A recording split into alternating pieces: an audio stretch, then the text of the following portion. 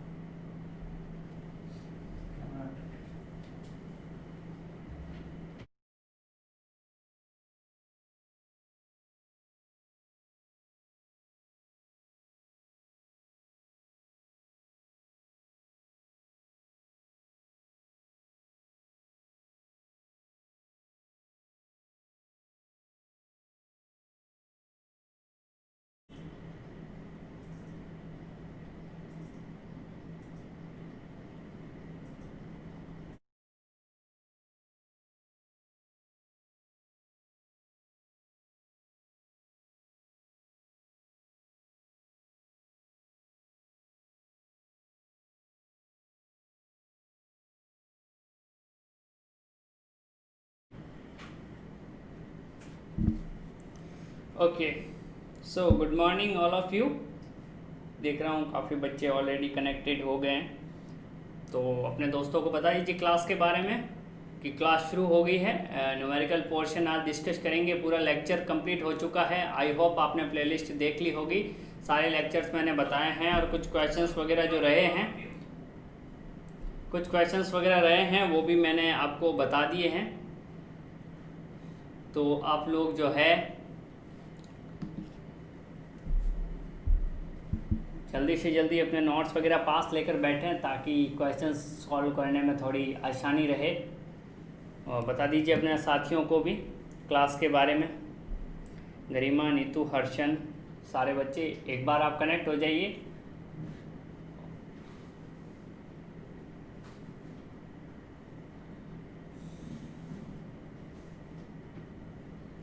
बहुत ही interesting portion होने वाला। और एक बात मैं आपको बता दूं कि ऐसा नहीं है कि न्यूमेरिकल्स कोई 2-4 है, बहुत ज़्यादा है। तो जितने डेटा चेंज कर दे उतने न्यूमेरिकल बन जाते हैं। अब मेरा यहाँ पर बेसिक ये रहेगा कि जिससे आपका बोर्ड लेवल और थोड़ा बहुत कंपटीशन लेवल का भी आपको एक आइडिया मिल जाए और क्वेश्चंस को अटेम्प्ट कैसे करते हैं। थ्योरी करना अपनी जगह है, बहुत से बच्चों की थ्योरी बहुत अच्छी होती है, डेरिवेशंस बहुत अच्छा कर देते हैं, डेफिनेशंस अच्छी लिख देते हैं। जब थोड़ा न्यूमेरिकल आता है तो ऐसे हवा जो है वो फिर उड़ जाती है चेहरे की। तो ऐसा नहीं होना है। आप उनको कैसे करना है, उन चीज़ों को कैसे सॉल्व आउट करना है, मैं लगभग आपकी अब स्पेशल क्लासेज होगी तो मैं उसमें न्यूमेरिकल डिस्कस कराऊंगा ताकि आपका बोर्ड के साथ साथ थोड़ा कंपटीशन का भी आपकी तैयारी हो सके। कैसे आपको पढ़ना है ना। मैं उस तरह से नहीं पढ़ाऊंगा जैसे कि थोड़ा पढ़ाया फिर इसका एक रिलेटेड एग्जाम्पल करवा दिया, फिर दूसरा पढ़ाया उसका रिलेटेड। ऐसे फोटोकॉपी नहीं बनना है। हम पूरा मिक्सअप जो है एग्जाम्पल करेंगे ताकि आपको ये पता लगे कि हाँ इसमें क्या लगाना है, आप उसके बारे में सोच सको। वरना आपको पता लगेगा कि ये थ्योरी पढ़ाई है, अब इससे रिलेटेड ये क्वेश्चन है तो यही फॉर्मूला लगेगा। नहीं, आपको सोचना है, क्योंकि एग्जाम में कौन सा क्वेश्चन कहाँ से आएगा ये उस पर लिखा हुआ नहीं होगा। तो कौन सा फॉर्मूला कहाँ लगाना है यही हमें थ्रू आउट ईयर प्रैक्टिस करनी है बच्चों। तो इसके बारे में थोड़ा सोचना है अपने को कि कैसे चलेंगे। सवाल कम करेंगे। जो बच्चे मुझसे ऑलरेडी पढ़े हुए हैं उनको पता है सवाल हम कम करते हैं लेकिन अच्छे करते हैं, जिससे आपके सारे सवाल बन जाए। मैं 1 घंटे के अंदर 20 सवाल भी करवा सकता हूँ, लेकिन मैं 1 घंटे में 5 या 7 सवाल करवाता हूँ ताकि आप 100 सवाल लगा सके उसके बाद। चलिए, गुड मॉर्निंग साहब, जो भी नए लोग हैं। तो स्टार्ट करते हैं आज का टॉपिक। और फर्स्ट क्वेश्चन है आपकी स्क्रीन पे, आई थिंक सबको विजिबल होगा। Good morning all, good morning. चलिए फर्स्ट क्वेश्चन इंग्लिश मीडियम वालों के लिए। An electric dipole is placed at A angle of 30 degree with an electric field intensity 2 × 10⁵ Newton per coulomb and its experience a torque equal to 4 Newton meter and the charge on dipole if the length of dipole is 2 centimeter। Hindi medium वाले थे कि NEET 2016 में ही पूछा गया है, अभी recently 1-2 सालों में। एक विद्युत द्विध्रुव एक समान विद्युत क्षेत्र में 30 डिग्री के कोण पर रखा हुआ है। कितने डिग्री के कोण पर रखा हुआ है साहब? 30 डिग्री के कोण पर रखा हुआ है और यदि द्विध्रुव की लंबाई 2 सेंटीमीटर है तथा इस पर लगने वाला बलागुण जो है वो 4 न्यूटन है, तो आवेश का मान ज्ञात करें। यदि विद्युत क्षेत्र E का मान यहाँ पे मैं लिख देता हूँ 2 × 10⁵ न्यूटन पर कूलम्ब है, तो इस पर क्या करना है आपको, आवेश का मान जो है ज्ञात करना है, चार्ज का मान ज्ञात करना है। आई होप सबको क्वेश्चंस क्लियरली समझ में आया होगा। बस स्क्रीन पे आपको देखना है सबसे पहले न्यूमेरिकल करने का स्टार्टिंग क्या तरीका होता है। देखो धीरे धीरे आपको ये चीजें नहीं लिखनी है, लेकिन आप बोर्ड के लिए भी तैयारी कर रहे हो तो आपको बोर्ड के हिसाब से सबसे पहला स्टेप होता है गिवन, यानी दिया हुआ क्या है, इन सब चीजों को लिखना है। इससे 80% क्वेश्चंस का आइडिया लग जाता है। आपको दे रखा है इलेक्ट्रिक फील्ड E 2 × 10⁵ न्यूटन पर कूलम्ब। कोई भी डाउट हो तो बता देना। उसके बाद आपको दे रखा है टॉर्क, टॉर्क दे रखा है टाउ जिसको बोलते हैं 4 न्यूटन × मीटर। ओके जी। उसके बाद दे रखा है थीटा, चलिए 30 डिग्री। ओके सर, यहाँ तक तो समझ आई, कोई प्रॉब्लम नहीं है। सर डायग्रामेटिकली कैसे दे रखा है, डायग्रामेटिकली ऐसे दे रखा है सर, ये इलेक्ट्रिक फील्ड है जिसकी वैल्यू है 2 ×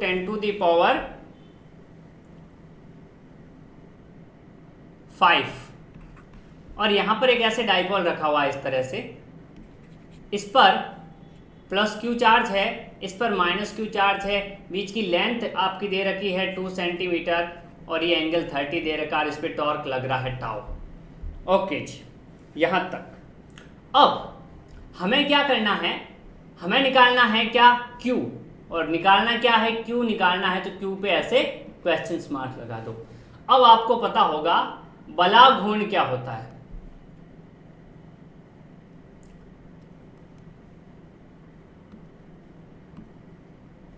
बलाघूर्ण,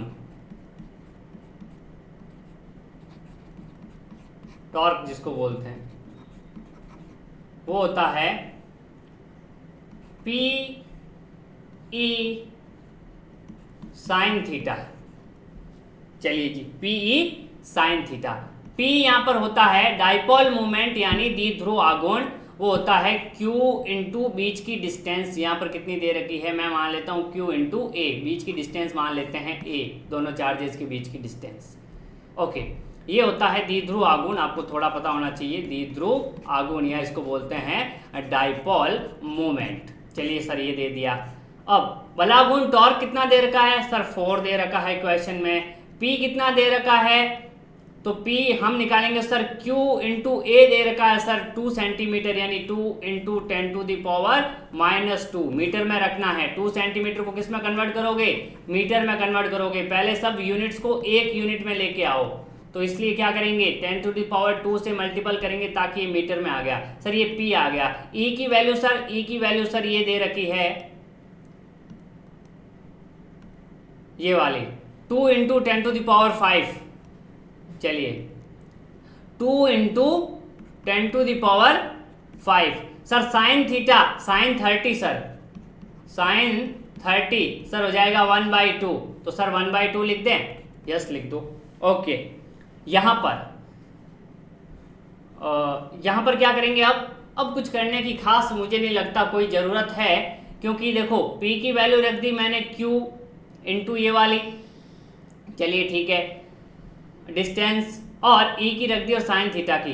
एक 2 से 2 जो है वो खत्म हो गया है। चलिए बहुत बढ़िया बात है। अब मुझे निकालना है Q, तो मैं लिख दूंगा 4 डिवाइड बाई, देखो ये 10⁻² है बच्चों, ठीक है, गुणे में है 10⁵, और साथ में कितना है 2 भी है। ओके, तो अब सर देखो ये 2 से ये खत्म हो गया सर, कितनी बार 2 टाइम्स, वेरी गुड।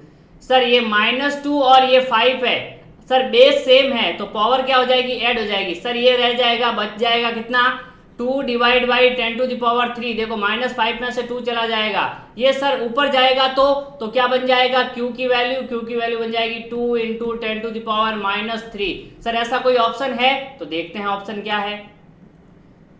सर यहाँ पर 2 इंटू 10⁻³ को लिख सकता हूँ सर मिली कुलाम, लिख सकता हूँ 10⁵ मिली कुलाम, 10⁻6 जो होता है माइक्रो कुलाम होता है, 10⁻12 जो है वो पीको होता है। आगे कुलाम क्यों है, क्योंकि अपन चार्ज की बात करें इसलिए मैं कुलाम बोल रहा हूँ, वैसे इसको बोलते हैं मिली, माइक्रो एंड पीको। तो देखो 2 मिली कुलाम, इसी को लिख सकते हैं 2 इंटू 10⁻³ कुलाम। तो answer will be B, answer will be 20।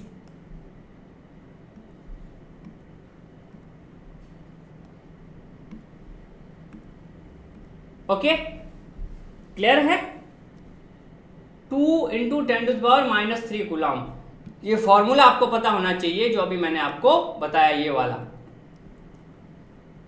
PE sin theta. थोड़ा टफ लगेगा मैं मानता हूं, फिर आपको एडजस्ट करना पड़ेगा। इनिशियल है 12th का बच्चों, तो थोड़ा टफ तो लगेगा ही, आगे कंपटीशन में यही सवाल आ रहे हैं देखो जो करवाते हैं। ओके यस, चलिए यस नो जो भी आपका आंसर है बताते रहे। मैं नेक्स्ट क्वेश्चन की ओर बढ़ रहा हूँ, आपको बार बार बोलने की जरूरत नहीं पड़ेगी, यस नो बताते रहो, आप अपने समझदार हैं। ओके नेक्स्ट क्वेश्चन को देखिए, 3 charges plus Q, Q and plus Q are placed respectively at a distance of 0, d/2 and d from the origin on the axis, कौन सा x axis, if net force experienced by plus Q placed at x equals to 0 is 0 then value of Q। Questions को समझिए, यदि 3 आवेश x अक्ष पर क्रमशः 0, d/2 और d दूरी पर रखे हुए हैं, यदि प्लस Q जो कि कहां रखा हुआ है, x बराबर 0 पर रखा हुआ है पर परिणामी बल 0 है, तो Q का मान ज्ञात कीजिए। क्वेश्चंस को देखिए, फोटो को देखिए, बिल्कुल क्लियरली समझ में आ जाएगा कि क्या पूछ रहा है, क्या हमें करना है बच्चों। तो देखिए इस साइड से क्वेश्चंस आपको दे रखा है, ये पॉइंट क्या है, मैं अगर मान लेता हूं ये y एक्सिस है और ये x एक्सिस है, ये ओरिजिन मान लेता हूं 0,0 पे, यहां पर एक चार्ज रखा हुआ है प्लस Q जैसा कि क्वेश्चन में दे रखा है। दूसरा उसके बाद क्या रखा हुआ है, एक Q रखा हुआ है, कितनी दूरी पे रखा हुआ है, d/2 पे। तो यहां से d/2 डिस्टेंस यहां से d/2 डिस्टेंस पे एक चार्ज Q रखा हुआ है, चलिए सर यहां पर रखा हुआ है, इसलिए कहता हूं डायग्राम बहुत इंपॉर्टेंट है। और उसके बाद एक चार्ज रखा हुआ है क्रमशः कहां पे रखा हुआ है, D पे। नेक्स्ट जो चार्ज रखा हुआ है प्लस Q है और वो कहां पे रखा हुआ है, वो यहां से D डिस्टेंस पे है, कितना है, यहां से D डिस्टेंस पे है, तो यहां से कितना हो जाएगा, d/2 पे हो जाएगा, कोई प्रॉब्लम नहीं। अब ये क्या कह रहा है, अब कह रहा है कि प्लस Q पर परिणामी बल 0, यानी नेट फोर्स जो है इस प्लस पर क्या है, 0 है, 0 है, तो बताइए इस Q की वैल्यू क्या होगी, Q के टर्म में। आपसे डायरेक्टली ये पूछा है कि इस Q की क्या वैल्यू होगी इस Q के टर्म में, तो आपको मैंने फॉर्मूला बता रखा है, उसी का यूज करेंगे हम। चलिए देखते हैं, कूलॉम्स लॉ का यूज होगा यहाँ पर, अपने कॉन्सेप्ट में ये चीजें भी देखते रहिए आप लोग। तो यहाँ पर यूज किसका होगा बच्चों, यूज होगा कूलॉम नियम का, कूलॉम नियम का। दो चार्जेस के बीच में फोर्स किससे निकालते हैं, तो कूलॉम नियम से। जल्दी से जो है डायग्राम को देख लीजिए, यहाँ पर प्लस Q चार्ज है, यहाँ पर प्लस Q चार्ज है, यहाँ बीच में चार्ज है Q, ये डिस्टेंस है d/2, ये डिस्टेंस भी है d/2 और ये टोटल डिस्टेंस है बच्चों d। इस पर नेट फोर्स 0 है, तो इस पर नेट फोर्स 0 यानी इस पर फोर्स कौन कौन लगाएगा, इस पर फोर्स ये लगाएगा 1 और ये लगाएगा 2। तो आपको क्या करना है, इन दोनों फोर्सेज को क्या कर देना है, इन दोनों फोर्सेज को ऐड करके 0 कर देना है, इन दोनों फोर्सेज को, इसको और इसके, इस पर जो फोर्स लग रहा है, इस पर 1 की वजह से और 2 की वजह से फोर्स लग रहा है, तो 1 की वजह से क्या लगेगा, तो मैं लिखूंगा 1 के कारण, यानी 1 क्या है, Q के कारण कितना लगेगा, तो ये चार्ज प्लस Q और ये Q, तो लगेगा K plus Q into Q। Force क्या होता है, K Q1 Q2 बट्टे R स्क्वायर। तो यहाँ पर Q1 कितना है Q, Q2 कितना है छोटा Q, R कितना है D/2 का स्क्वायर। प्लस इस पर और फोर्स कौन सा लग रहा है, इसकी वजह से लग रहा है। मैं मान लेता हूं कि दोनों फोर्सेज जो है एक ही डायरेक्शन में लग रहे हैं, मुझे नहीं पता, अपने आप आ जाएंगे। इस क्यू का मान मुझे नहीं पता प्लस है या माइनस है, वो इक्वेशन दे देगी। तो दूसरा फोर्स कितना लग रहा है, तो दूसरा फोर्स लग रहा है इस क्यू की वजह से, इस क्यू की वजह से लगेगा के Q1 Q2, यानी ये भी क्यू और ये भी क्यू, तो जाएगा के क्यू स्क्वायर बट्टे में बीच की डिस्टेंस कितनी है बच्चों, डी है, ये डी है क्योंकि ये d/2 ये d/2, तो यहाँ पे हो जाएगा डी स्क्वायर बराबर कितना है ना, नेट फोर्स है बच्चों 0। बस सर आंसर आ गया। कैसे आ गया, तो यहां से देखिए बच्चों, ये d/2 है, ये ऊपर चला गया, तो देखिए यहां पे मैं लिख सकता हूं फॉर के क्यू बट्टे, ये फॉर ऊपर चला गया, d/2 का स्क्वायर हो जाएगा बट्टे डी स्क्वायर प्लस के क्यू स्क्वायर बट्टे डी स्क्वायर बराबर कितना हो जाएगा, 0 हो जाएगा।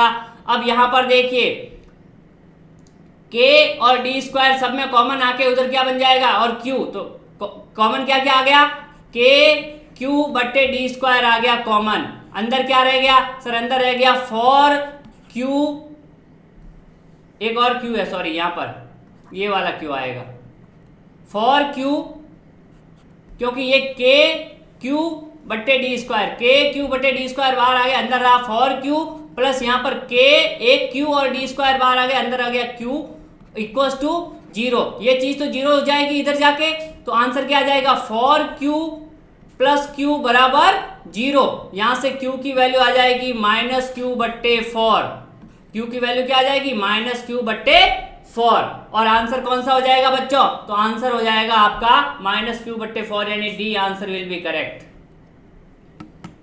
क्लियर है, नेट फोर्स 0 करना था दोनों चार्जेज की हेल्प से, जो फोर्स उस पर लग रहा है उसको 0 करना था।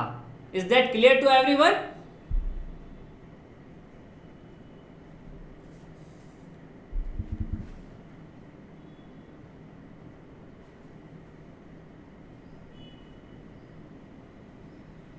Tell me.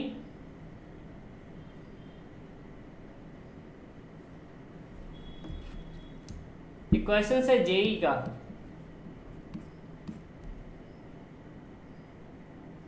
क्वेश्चंस कैसे हुआ या कौन सा क्वेश्चन हुआ, दोनों में बहुत फर्क है। कैसे हुआ का मतलब, अब आपसे 100 सवाल भी दे दें इस तरह के, अलग अलग बीच की डिस्टेंस कुछ भी देके प्लस माइनस, कभी डिस्टेंस निकाल दे कभी चार्ज निकाल दे, आप कर सको तो आपका है फायदा, तो आपने समझा है कॉन्सेप्ट। वरना एक सवाल समझ लिया कि ये सवाल आया तो मैं कर दूंगा, और उसने थोड़ा डेटा चेंज कर दिया या इधर उधर कर दिया, तो भाई साहब तोते उड़ जाने एग्जाम में। मैं डायरेक्ट बोलता हूँ, साफ बोलता हूँ कि जिसने रट लिया कि क्वेश्चंस को ही कैसे करना है उसके तो फिर पंगे हैं, जिसने रट लिया कि कॉन्सेप्ट कैसे लगता है उसके लिए सही है कि भाई नेट फोर्स निकाल के 0 कर दिया। अब वो जैसे पूछे जहां पूछे, हमें तो बस उस कॉन्सेप्ट से मतलब रखना है बच्चों। ओके, तो सर कोई भी सवाल आए, आपकी बुक के तो सारे हो ही जाएंगे, इसीलिए मैं कुछ सवाल वो लेके आया हूँ जिससे सारे जो कॉन्सेप्ट है सारे क्लियर हो जाए। हर एक कॉन्सेप्ट का एक सवाल जो है यहाँ पर लाया गया है। इसको थोड़ा और एडवांस तरीके से मैं पूछ लूँ आपसे, अगर बता दूँ कि कैसे पूछा जा सकता है ये, तो कई बार क्या होगा बच्चों, ऐसे एक चार्ज दिया होगा Q, मान लेते दूसरा चार्ज ऐसे दिया होगा फॉर Q, और बीच की डिस्टेंस मैंने बता दिया आपको, ऐसे कह देगा कि R है। तो बताइए इनके बीच में एक चार्ज Q को कहाँ पे रखूं कि इस पर नेट फोर्स 0 हो जाए, इस चार्ज का मान भी दे देगा, कहाँ पर रखूं, मतलब अब आपको डिस्टेंस पूछी है कि इस चार्ज को मैं कहाँ रखूं कि इस पर नेट फोर्स 0 हो जाए। तो मैंने मान लिया कि इस चार्ज को इससे x डिस्टेंस पे रख दूं बच्चों, कहाँ पे रख दूं, x डिस्टेंस पे, मैंने यहाँ रख दिया। तो बची कितनी, अब बची जो है वो हो जाएगी r माइनस एक्स। सही है सर ये प्लस क्यू अगर दे दिया उन्होंने, सर ये भी प्लस क्यू है और ये भी प्लस क्यू, इसकी वजह से तो फोर्स इधर लगेगा। सही है सर, ये फॉर वाला ये भी प्लस है, कुछ नहीं दे रखा है तो प्लस ही होगा, और इस पर ये प्लस है तो इस पर फोर्स इधर लगेगा। सर दोनों पे अगर फोर्स अपोजिट लग रहा है, अगर मैं दोनों फोर्सेस को इक्वल कर दूं सर दोनों साइड में, तो इस पे नेट 0 हो जाएगा। तो कर दे भाई, तो इसकी वजह से क्या कर दोगे, तो कर दोगे के क्यू, ये क्यू बट्टे कितना एक्स स्क्वायर बराबर क्या कर दोगे इनकी और इनकी वजह से, तो इनकी वजह से हो जाएगा के फॉर क्यू गुणा क्यू बट्टे बीच की डिस्टेंस आर माइनस एक्स का स्क्वायर। बिल्कुल जी। अब यहाँ पर सर ये क्यू और ये क्यू तो आपस में मर गए, ये क्यू और ये क्यू भी आपस में मर गए, ये के और के भी आपस में मर गए, तो सर क्या हुआ सर इधर रह गया 1 बट्टे एक्स स्क्वायर और सर इधर रह गया 4 बट्टे आर माइनस एक्स का स्क्वायर। तो सर इधर क्या कर दे तो आर माइनस एक्स का स्क्वायर बराबर 4x स्क्वायर। सर दोनों साइड से क्या कर दे अंडर रूट ले ले, तो आर माइनस एक्स बराबर कितना हो जाएगा 4x, तो x की वैल्यू आ जाएगी कितनी r माइनस एक्स बराबर 2x है ना, 4 का 2 और इसका हाँ, तो x की वैल्यू कितनी हो जाएगी यहाँ पर r/3, क्योंकि ये उधर जाएगा 3x। आया समझ में, गॉट इट।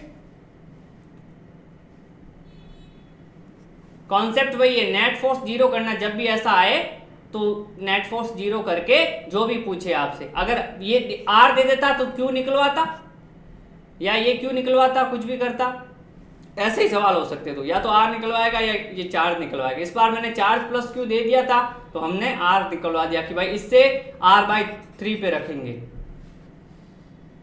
चलिए जी ओके नेक्स्ट बढ़ते हैं। ये सवाल क्लास का करवाया हुआ है, फिर भी मैं बता देता हूं इसको। A bob of a simple pendulum has mass 2 gram and a charge 5 microcoulomb. It is at rest in a uniform horizontal electric field of intensity 2000 volt meter inverse at equilibrium condition. The angle that the pendulum makes with the vertical take g equals to 10 into 10 to the power 10 metre पर second square. ये भी JEE का सवाल है और ऐसे NEET में भी पूछे जाते हैं, कोई प्रॉब्लम नहीं है। देखिए हिंदी वाले देखिए, यदि एक सरल लोलक आपको दे रखा है जिसका द्रव्यमान 2 ग्राम है, आवेश 5 माइक्रोकूलम्ब है, इसको 2000 वोल्ट पर मीटर के विद्युत क्षेत्र में लटकाया गया है, तो इसके द्वारा ऊर्ध्वाधर से बनने वाला कोण बताओ यदि निकाय साम्यावस्था में है। तो सबसे पहले तो क्वेश्चंस की थीम समझिए कि क्वेश्चंस क्या कह रहा है, इसका फोटो माइंड में बनना चाहिए, एग्जाम में डायग्राम बन जाना चाहिए। मैंने कहा ना डायग्राम बनते ही क्वेश्चंस बहुत इजी हो जाता है। तो देखिए डायग्राम कैसे बनेगा। सबसे पहले तो एक सिंपल पेंडुलम है बच्चों, ठीक है जी सर सिंपल पेंडुलम है तो हम सिंपल पेंडुलम बना देते हैं सर, उसमें काय की टेंशन है। चलिए कोई टेंशन नहीं है, चलिए सर ये बना दिया सिंपल पेंडुलम एक डोरे से लटका के, बहुत शानदार सा। चलिए जी सर बना दिया। सर इस पर मास 2 ग्राम दे रखा है तो भाई मास लिख दो, चार्ज 5 माइक्रोकूलम्ब दे रखा है तो माइक्रो को पहले किसमें कन्वर्ट कर दोगे बच्चों, कूलम्ब में, 10⁻⁻6 कूलम्ब। ये बहुत ध्यान रखना, माइक्रो मिली सेंटीमीटर। सबसे पहले आपको क्या करना है, 2 ग्राम है तो इसको भी किसमें कन्वर्ट कर दोगे, केजी में कन्वर्ट करोगे। ये कॉन्सेप्ट अपनी कॉपी में लिख दो कि सारी यूनिट सेम होनी चाहिए। एमकेएस में बात कर रहे हैं, देखो एसआई में बात कर रहे हैं तो सबको एसआई में लेना जरूरी है बच्चों। तो 2 × 10⁻³ कितना हो जाएगा 3 kg, 10⁻³ kg से करते हैं तो ये ग्राम किस में बदल जाता है, केजी में बदल जाता है। अब ये क्या कह रहा है, इस पर चार्ज क्यू है और एक हॉरिजॉन्टल इलेक्ट्रिक फील्ड लगा दिया है, तो चलो इलेक्ट्रिक फील्ड लगा दो भाई साहब, वेरी गुड। ये लगा दिया हॉरिजॉन्टल इलेक्ट्रिक फील्ड, कितना है सर 2000 वोल्ट पर मीटर। मैंने बताया था ना न्यूटन पर कूलम्ब के अलावा वोल्ट पर मीटर भी होती है, और ये सारे सेम है ना, मैंने ऐसे तीर बनाया, ये सारे तीर ऐसे सेम है। अब क्या कर रहा है सर, आपका कॉन्सेप्ट आपने बताया था ना, मैंने बताया था कि कोई चार्ज है क्यू अगर ई में रखा हुआ है इलेक्ट्रिक फील्ड में तो इस पर फोर्स लगेगा Q × E, क्योंकि आपको पता है E बराबर होता है F/Q, तो F बराबर हो जाएगा E × Q, यानी इलेक्ट्रिक फील्ड में कोई Q चार्ज रखा हुआ है तो उस पर फोर्स लगेगा, कितना लगेगा E × Q। चलिए सर ये पता है हमें, चलो पता है तो फिर खेल ही खत्म हो गया, यही तो पता करना है।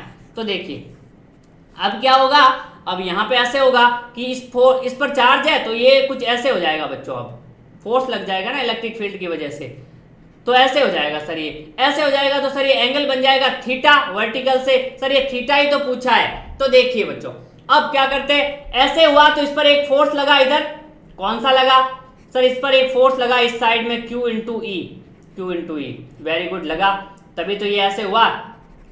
सर ये रस्सी है बॉब बंधा हुआ है तो एक टेंशन लगेगा T सर, बिल्कुल लगेगा। सर यहाँ पर ऐसे एक बना लूं कंपोनेंट, सर ये एंगल थीटा है तो ये भी थीटा, तो थीटा की डायरेक्शन में सर लगेगा T cos थीटा, और थीटा के लंबवत यहाँ पे लगेगा सर टी साइन थीटा लगेगा। सर इसका मास m है तो नीचे एक mg लगेगा। इस पूरे की FBD को यहाँ देखिए बच्चों ध्यान से, एक बॉब है आपके पास ऐसे, इस पर एक फोर्स ऐसे लग रहा है QE, एक फोर्स ऊपर लग रहा है T cos थीटा, एक फोर्स नीचे लग रहा है mg मास की वजह से ग्रेविटेशन, एक T cos थीटा तो इसका वर्टिकल लग रहा है T साइन थीटा। ऐसा सवाल क्लास में करवाया हुआ है तो बिल्कुल ध्यान। अब ये क्या कह रहा है, इक्विलिब्रियम कंडीशन कह रहा है, साम्यावस्था कह रहा है, तो y के और x के जो फोर्सेज है आपस में इक्वल है। ये साम्य कब रह सकता है, जब जितना ऊपर वाला हो उतना ही नीचे वाला हो, जितना इधर वाला हो उतना ही इधर वाला हो। यानी इसका मतलब क्या है, इसका डायरेक्ट मतलब यही है बच्चों कि साम्यावस्था का मतलब यही है कि t साइन थीटा बराबर होना चाहिए QE के और T cos थीटा बराबर होना चाहिए mg के। यहां से एक चीज आपको दिख रही होगी कि अगर मैं दोनों इक्वेशन को डिवाइड कर दूं तो t से t खत्म हो जाएगा, साइन बट्टे cos बन जाएगा tan थीटा। कितना बन जाएगा, tan थीटा, साइन बट्टे cos tan थीटा बन जाएगा। चलो तो यहां पर ये कवर होगा, मैं यहां पे कर देता हूं, आई थिंक यहां कवर नहीं होगा, हो जाएगा tan थीटा बराबर QE बट्टे mg। बस वैल्यू रख दो, सबकी वैल्यू रखोगे। Q की वैल्यू क्या है, Q की वैल्यू यहां से रखोगे 5 × 10⁻⁶। अब देखो कैलकुलेशन है बच्चों, अब ये 9/10 की मैथ्स आ गई। E कितना है, E 2000 है बच्चों। M कितना है, M आपका है 2 × 10⁻³ 2 × 10⁻³ और G दे रखा है 10। अब यहां से आप थोड़ा सा इसको जब मैथमेटिकली सॉल्व करोगे तो आप क्या देखोगे बच्चों, ये 10⁻⁻6 है बच्चों, है ना। अब ध्यान दीजिए, ये 10⁻3, थोड़ा सा ध्यान दो, ये 10 कितना है, 3 है, और ये 10 कितना है, -6 है, और ये 10⁻3 है। देखो ये ऊपर जाके कितना बना देगा, ये 3 और ये 3 6 बना देगा। यानी ये सारा और ये, क्योंकि ये प्लस का होगा ऊपर जाके, तो ये 10⁻3 और ये 3, ये टोटल मिला के इसको कैंसिल आउट कर देंगे और ये 2 से 2 कैंसिल हो जाएगा। आंसर हो जाएगा कितना, 0.5। तो tan थीटा बराबर कितना आ रहा है, 0.5। तो थीटा कितना आ जाएगा, tan इनवर्स 0.5। क्या सबको क्लियरली समझ आया? कॉन्सेप्ट तो यहीं तक था, इसके बाद तो कैलकुलेशन है बच्चों। गुड मॉर्निंग, क्या यहां तक सबको क्लियर है कैलकुलेशन? ओके, कैलकुलेशन अगर कवर हो रही है तो मैं वापस कर देता हूं बच्चों।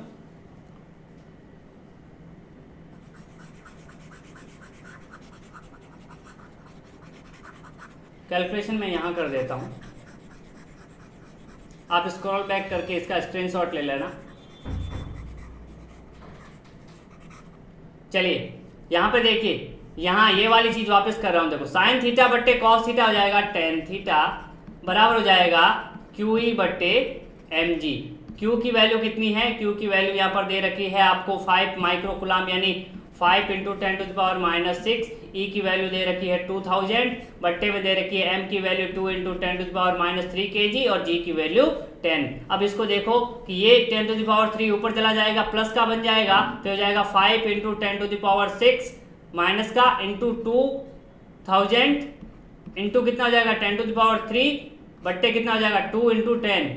तो यहाँ से देखिए बच्चों, ये 3 और ये 3 6, तो 6 से ये 6 खत्म हो जाएगा, 2 से 2 खत्म हो जाएगा, आंसर आ जाएगा 0.5। तो tan थीटा बराबर हो जाएगा 0.5। तो थीटा बराबर आ जाएगा कितना, tan इनवर्स 0.5, यानी B option. Clearly got it? अब ये सवाल मैंने नहीं दिया था, ये सवाल मैंने नहीं करवाया था क्लास में। अगर किसी ने क्लास अटेंड की है तो मैंने क्या करवाया था, मैंने सवाल जो करवाया था बच्चों, मैंने कहा था कि कॉन्सेप्ट सेम रहता है, डेटा जो चेंज होते हैं, और यही आज तक कंपटीशन वाले करते आए हैं। वो क्या करते, मेन कॉन्सेप्ट को नहीं लाते। मैं जेई एडवांस की अगर बात करें तो वहाँ बात अलग हो जाती है, वहाँ फिर वो लेवल ही फिर अलग हो जाता है। मेंस तक की मैं बात कर रहा हूँ अगर, और एडवांस में भी ऐसा नहीं कि बिल्कुल अलग आएगा, ऐसा कुछ नहीं है। मैंने जो क्वेश्चन दिया था बच्चों, मैंने दिया था कि एक चार्ज Q यहाँ पर है और दूसरा चार्ज Q यहाँ पर है, और इन दोनों के बीच में फोर्स लग रहा है, और ये एंगल बन रहा है थीटा, तो ये थीटा क्या होगा? तो कॉन्सेप्ट तो वही था भाई साहब। इसमें कॉन्सेप्ट क्या लगाना था? इसमें ये लगाना था कि यहाँ पर जो फोर्स लगेगा T, इसका कंपोनेंट आया था T cos थीटा, इसका आया था T sin थीटा। इस Q की वजह से इस Q पर फोर्स लग रहा था k q स्क्वायर बट्टे बीच की दूरी r स्क्वायर और नीचे mg लग रहा था। यहाँ पे मैंने इक्वल किया था T sin थीटा बराबर mg, sorry T cos theta बराबर mg और T sin थीटा बराबर मैंने किया था k q स्क्वायर बट्टे r स्क्वायर, इनका डिवाइड करके tan थीटा निकाला था। बेसिक कॉन्सेप्ट मैकेनिक्स का था कि इक्विलिब्रियम है तो जितने y में ऊपर लग रहे हैं उतना को उतना फोर्स नीचे लगना चाहिए, x में जितना इधर लग रहा है उतना इधर लगना चाहिए। अब वो फोर्स दो चार्जेज है तो दो चार्जेस के बीच का लग जाएगा और इलेक्ट्रिक फील्ड है तो सीधा लग जाएगा। क्या बात आपको क्लियरली समझ आ गई होगी? बात क्लियरली समझ आ गई होगी। क्लास में ये सवाल था बट इसी का सेम वही कॉन्सेप्ट है कि आपको करना कैसे। इसलिए कहता हूं कि डायग्राम बहुत ही इंपॉर्टेंट है बच्चों।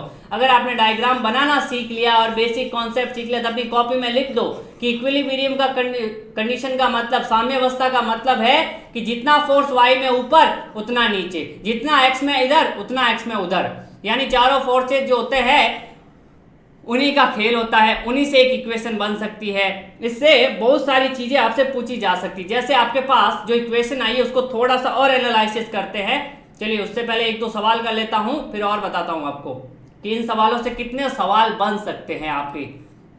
चलिए जी, ये थोड़ा सा बहुत ही कॉन्सेप्चुअल क्वेश्चन है, मुझे तो काफी अच्छा लगा ये क्वेश्चन।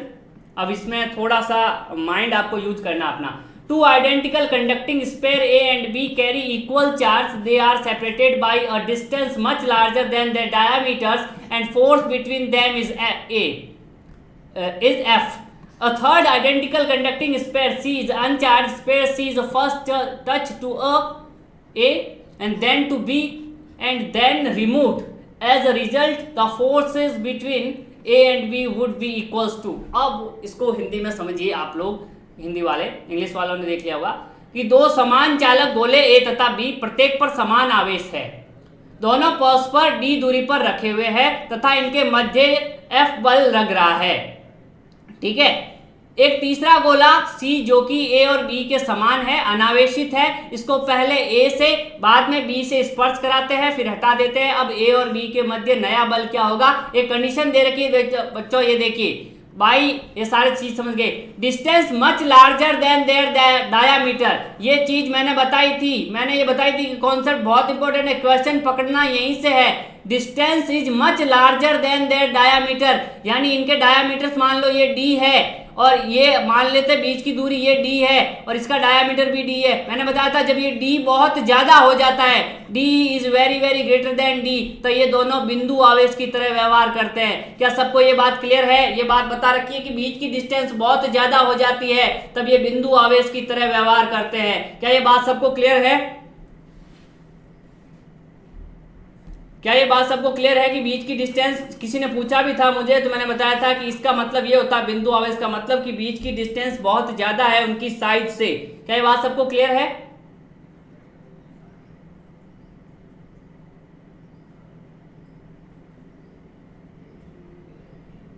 ओके, अब समझिए, इसको समझिए कि दो समान गोले, ठीक है साहब, हैं समान गोले, मतलब इस पर चार्ज Q है बच्चों और इस पर भी चार्ज Q है। ध्यान से देखना, ये कंडक्शन, इसमें दो कॉन्सेप्ट Q जाएंगे। ओके, ये भी चार्ज Q है इस पे और इस पर चार्ज Q है। क्वेश्चन क्या कह रहा है? ठीक है साहब, ये गोला A है, ये गोला B है, बर्फ का नहीं है ये, ठीक है। एक C गोला में लेकर आया जो कि चालक है, सेम है, इनके जैसा ही है, बिल्कुल साइज ऐसी है, C है, लेकिन इस पर चार्ज कितना है? 0 है। कहने का मतलब नेट चार्ज 0 है, यानी जितना पॉजिटिव उतना नेगेटिव है, अनचार्ज है, अनावेशित है। पहले मैं कराता हूं इससे टच, ध्यान रखना बच्चों, देखो जब मैं इसको इससे टच करवाता हूं तो देखिए कि इस पर टोटल चार्ज है Q और चालन की वजह से आवेश आएगा, तो बच्चों क्या हो जाएगा? अब क्या हो जाएगा? नई कंडीशन देखो, इसकी नई कंडीशन क्या बन जाएगी कि इस पर भी चार्ज हो जाएगा Q/2 और इस पर भी चार्ज हो जाएगा Q/2। किस पर? C वाले पे। ओके, ध्यान देना बच्चों। अब ये कनेक्शन मैंने यहां से हटा दिया, इस पर ए पर चार्ज कितना आ गया, अब Q/2 आ गया है। क्यों? क्योंकि इस पर चार्ज टोटल Q था, जब मिलाया तो चार्ज क्योंकि समान है तो आधा आधा बढ़ जाएगा, अगर समान नहीं होते तो आधा आधा नहीं बढ़ता। इसने कहा है क्वेश्चन में से ये जो कि ए और बी के समान है, ये ध्यान देने योग्य बात है। अगर समान नहीं होते तो आवेश अलग बढ़ते।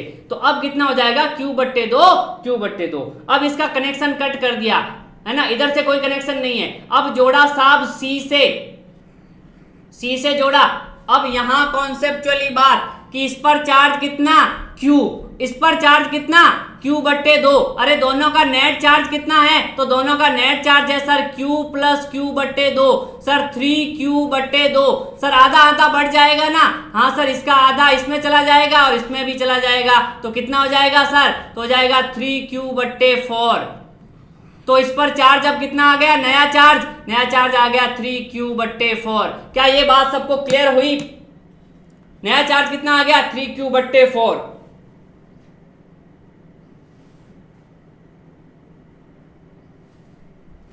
इस पर Q/2 है अब चार्ज और इस पे Q है, तो इन दोनों का मिला के हो जाएगा 3Q/2 और आधा आधा बटेगा, यानी कितना बच जाएगा 3Q/4। Is that clear to everyone?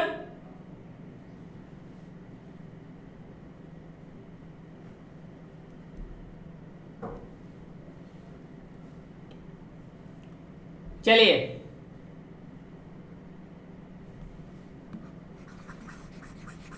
यहाँ पे आई थिंक, क्या ये सबको क्लियर है यहां तक कि नया चार्ज कैसे आया? ओके, यानी जल्दी से देखिए, यहां पर कुछ नहीं है बच्चों। अब जब मैंने इसको इससे कनेक्ट कर दिया था ना, पहले चार्ज Q और Q था, पहले फोर्स कितना था F1, या इसको मान लेता हूं F कितना था पहले स्टार्टिंग में, जब ये नहीं था, कुछ नहीं था, तो इनके बीच की दूरी D थी, तो फोर्स कितना था बच्चों, फोर्स था KQ²/D²। ये इक्वेशन नंबर 1। अब नया फोर्स क्या आ जाएगा, नया F डैश, ये हो जाएगा K। अब देखो यहां पर इस पर चार्ज कितना आया था Q/2 नया, और इस पर कितना आ जाएगा 3Q/4। तो यहां पर कितना हो जाएगा Q/2 गुणा 3Q/4, और बीच की डिस्टेंस अभी भी D है, तो यहां पे देखिए ये हो जाएगा KQ²। इसको नया कैसे लिखेंगे, नया लिखेंगे KQ²/8 गुणा 3D²। तो KQ²/D² तो है F के, और साथ में गुणा कितना आ रहा 3/8, तो ये हो जाएगा 3F/8 नया फोर्स। क्लियरली समझ आया? नया कितना आ जाएगा 3F/8, क्योंकि KQ²/D² तो पहले F है ही, नया फैक्टर कितना जुड़ा 3/8, तो ये मल्टीपल कर दिया। Is that clear to everyone और नॉट?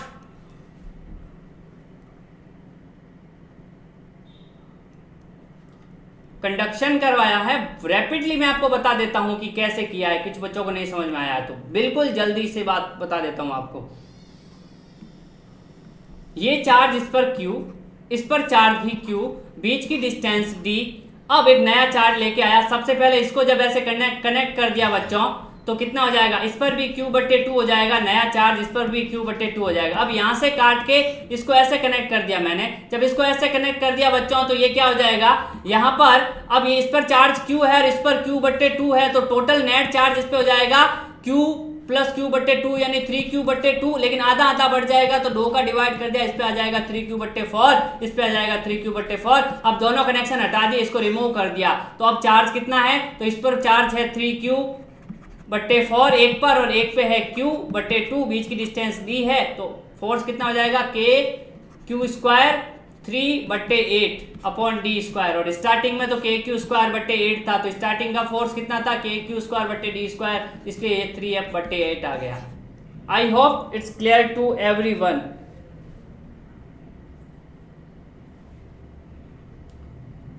फाइनली बता दीजिए, क्लियर है क्या सबको? फाइनली सारे बच्चे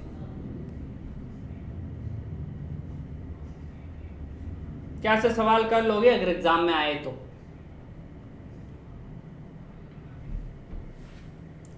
ये होमवर्क है आप सबके लिए, नेक्स्ट क्लास में पूछूंगा, स्क्रीनशॉट ले लीजिए इसका। बहुत ही अच्छा है, ये जेई का पूछा हुआ सवाल है, बहुत ही शानदार सवाल है, आपकी बुक में भी है। It's clear to everyone. तो आज आपने काफ़ी न्यूमेरिकल्स और कॉन्सेप्ट देखे। वीडियो को एक बार स्क्रॉल बैक करके रिकॉर्डेड सेशन को एक बार जरूर वापस देख लेना, ताकि सारे कॉन्सेप्ट जो है क्लियर हो जाए कि किस तरह से सवालों को अटेम्प्ट किया जाता है, उसको गिवन लिखा जाता है, बाकी सारी चीज़ें भी बहुत ज़्यादा जो है। एक आपको होमवर्क है प्लीज़, तो सारे जो है अपनी कॉपी में इन चीज़ों को लिखें।